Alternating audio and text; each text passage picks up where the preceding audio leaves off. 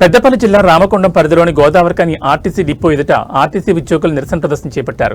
Electric బస్సులను RTC కేటాయించాలని demand చేస్తూ ఐఎఫ్టీయూ, సిఐటియు ఆధ్వర్యంలో ఈ ఆందోళన జరిగింది. ఈ సందర్భంగా యూనియన్ నాయకులు మాట్లాడుతూ కాంగ్రెస్ పార్టీ ఎన్నికల ముందు ఇచ్చిన హామీలను వెంటనే నెరవేర్చాలని కోరారు. ఆర్టీసీ కార్మికులు ఎదుర్కొన్న సమస్యలను పరిష్కరించాలని, ప్రజా రవాణా సంస్థను ప్రైవేట్ పరం చేసే ప్రయత్నాలు తీవ్రంగా వ్యతిరేకిస్తామని హెచ్చరించారు. రద్దీకి అనుగుణంగా బస్సుల సంఖ్యను పెంచడంతో పాటు కార్మికులకు ఉద్యోగ భద్రత కల్పించాలని డిమాండ్ చేశారు.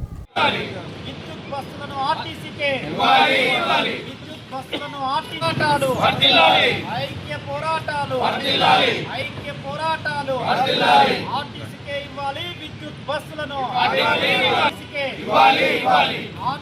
విద్యుత్ బస్సులు ఇచ్చేంత వరకు పోరాడదాం. ఆర్టీసీకే విద్యుత్ బస్సులు ఇచ్చేంత వరకు ప్రయాణికులకు అనుకూలంగా బస్సుల సంఖ్యను ప్రయాణికులకు అనుకూలంగా బస్సుల సంఖ్యను ప్రయాణికులకు అనుకూలంగా బస్సుల సంఖ్యను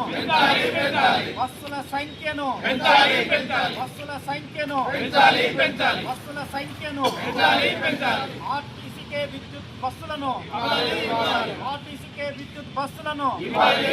కార్మికుల సమస్యలు కార్మిక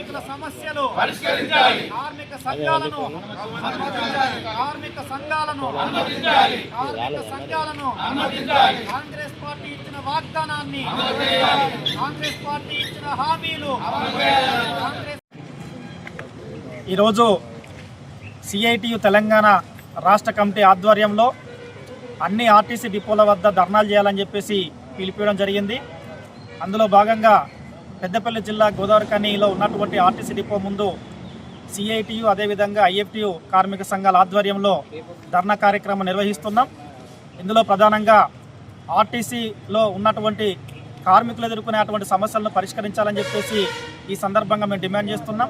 అదే సందర్భంలో ఈ మధ్యకాలంలో విద్యుత్ బస్సులను తీసుకురావడం జరిగింది.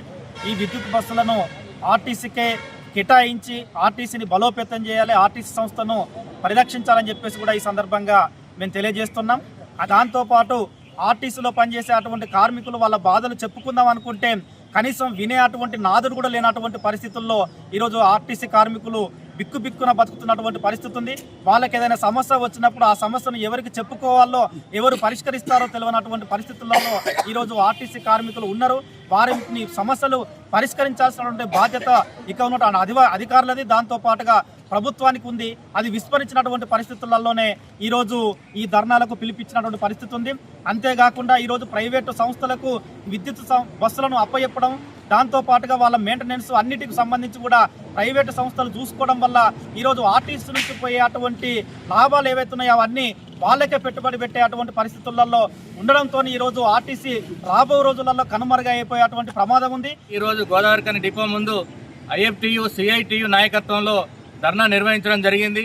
ఈ రాష్ట్ర ప్రభుత్వం చేస్తున్నటువంటి మరి ఏదైతే అధికారంలోకి రాకముందు ఇచ్చినటువంటి హామీలు ఏవైతే ఉన్నాయో వాటిని అన్నిటిని కూడా ఈ ఆర్టీసీ కార్మికులకు ఇచ్చినటువంటి హామీలు అన్నీ కూడా పరిష్కారం చేయాలని చెప్పి ఈ సందర్భంగా మేము డిమాండ్ చేస్తా ఉన్నాం.